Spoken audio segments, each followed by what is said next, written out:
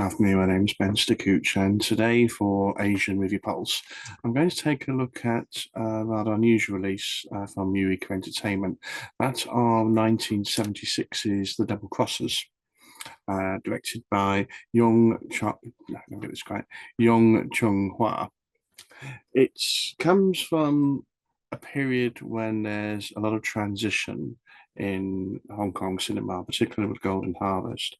Bruce Lee having died in the early 70s, and we wouldn't see Jackie Chan really emerge fully formed until Snake and Needle Shadow and Drunken Master towards the back end of the 70s. So this middle period is a rather sort of challenging time where Golden Harvest has lost its golden goose, to say, and they're trying to find replacements. We've had the whole era of exploitation, which Golden Harvest never really got into as such, but trying to find a replacement name to really sort of drive for the box office. Shaw Brothers had been relatively stable. They still had T Long and David Chang, etc., etc. So they never really sort of felt this issue as such. And so the Double Crossers brings forward a talent that really only shone sort of for a very brief period of time in the Korean actor in Shil Il Rong, who would subsequently, according to IMDb, only sort of make two more movies, To Kill with Intrigue, the Jackie Chan film, and a Bluesploitation movie later on too. So it wasn't really a successful kind of venture for him, but this was something that we would see frequently in Hong Kong cinema, and not being afraid to give new talent a try, even if they've got no experience whatsoever. They're really sort of throwing everything at the screen and seeing anything sort of would stick. And he had certainly had the look, he had that kind of intensity, um, visual appearance of a star, very much like a Bruce Lee clone without being Bruce Lee, as it were, but never really sort of got to catch the world on fire, as it would be. The movie itself is rather an odd one in the Golden Harvest canon. And when you look at the original sort of packaging that's sort of come out on there, you're thinking you get this martial arts action extravaganza. And it's very much a film of two parts. The first part is the revenge story, where we have our Inspector Long, played by Shin Long, who's returned to find his father dead, and his father's been betrayed, and must now seek out his former allies to take that revenge. He resigns as a policeman. There's great play on his integrity and this idea of crossing the line. If he becomes a killer, then he becomes what he despises. So therefore, they reinforce his methodology. You must do everything right. And he comes into contact with a gentleman called Chang, played by veteran action star Chen Seng, who's very much a regular presence, you would say. And Chan Seng was likely to be like the Charles Bronson of the East with his moustache, which you kind of de rigueur in the 1970s, and has a much more sort of physical presence. But here it's more of his intellect. And they set up a revenge scheme, and it's like we're going to do this my way. You want to do the revenge, and again, reinforcing the let's not kill him. Let's just do this the way I want it. We're going to target him financially. And we don't really get the details of the plot, only that he's got this overarching scheme, and Inspector Chan kind of goes along with this. And so Inspector Long goes along with this idea. The interim is we've got the main bad guy, Chow Song as Wong, and his sidekick, his ally, is one of the more recognisable faces, but not from the face, but from the tattoos that you would see in Michael Chang Wai Man, who several years later would go on to start as a gang guy in the club, and would have a long career, usually as a veteran heavy in martial arts cinema. And this is where it kind of dissects into two paths. You've got the revenge arc that's going on against the head boss, whilst you've got his sidekick seeking out those perpetrating the revenge, which feels more like your traditional action thriller kind of dynamic. The film itself is not wonderfully stylistic. Don't go expecting wonderful loads of visuals, but the director himself on here in Zhong Changhua is also was very much a capable filmmaker.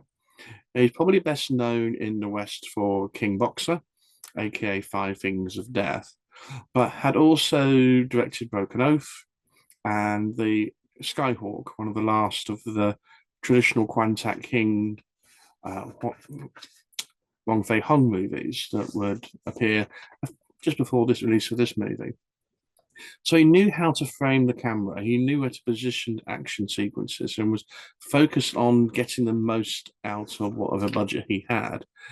And this one sort of takes us into some rather unusual locations. We go to Singapore, to Hong Kong, and to Bali, without ever really focusing on the traditional picture postcardy kind of elements. It's like, bang, we're here. Here's the setup. This is the sequence. Off to the next sort of shot and frame. And it means that the pacing is steady. There's never an element of we're allowing things to sag and just to drag along aimlessly. There is a little bit of confusion. It's like, what's actually going to happen here? We actually get the revenge arc. What's going on? So you've got that part. The action, when it sort of kicks off, is sort of short and sporadic until we get to the main finale. Michael Che Man is a perfectly capable action star. Chan Sing, as we would see with his work with Sammo Hung, was perfectly capable in front of screen throwing some shapes. Would be in Sammo Hung's directorial debut, The Iron Fisted Monk, for example, amongst other things. And Sammo Hung is definitely worth mentioning here because he is the action choreographer of the piece. He himself makes an appearance in the final third as a heavy, looking rather an odd look with a long thin moustache, John Lennon glasses, and looking like some badass beatnik poet, and sort of crops up, barely says a word, but this is in his era of I'm the bad dude, I'm the sidekick, and usually just there to get beaten up in a finale, which is kind of what happens. The sting, when it comes to it, using that quite appropriately because it does seem to be ripping off the Hollywood film The Sting at this particular point in terms of the long game con that they're trying to impose. And the core villain gets his comeuppance, but not in the way we anticipate, though it is blatantly foreshadowed during the course of this. When you have a villain looking at his medication and clutching his chest, you kind of know how this is going to go. But just the setup is rather refreshingly different. And the idea that they're not going to kill him as would normally happen makes it more better viewing. But this is a Hong Kong movie. We can't just have that. That would be a bit too subtle, really, wouldn't it? So we've got to finish with a bang. And that's what we get with an excellent bike car chase and final throwdown. Now, one point of interest is when we're watching this and we see Inspector Lund stop briefly to get on the bike to go and chase after the bad guys.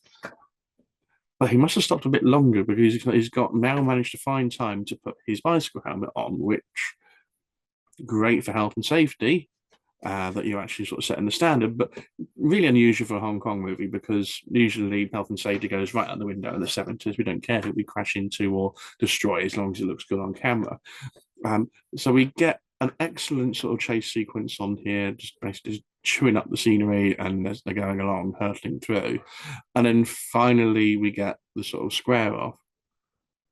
And Michael Chamberlain has been set up as superior to Inspector Long and Shun Long, who has presence and he can throw a punch, but he never. Sammo Hung can make people look better than they normally are, and you never really get the feel that he got something from him. Whereas Chan Sing is definitely holding his own and has to sort of join in the final fight. Overall, it's an interesting movie. This is not going to be an all-time classic. Don't go in expecting it, but as a historical reference point of the situation and the circumstances of where Golden Harvest was in the mid 70s, it's certainly an interesting element to watch and to sort of see the kind of output that they were aiming at to try and capture an audience. So more of a noble failure than any great hit, but definitely not a disaster. So recommend watching it, but it's going to be 90 minutes that will pass your time and probably nothing more.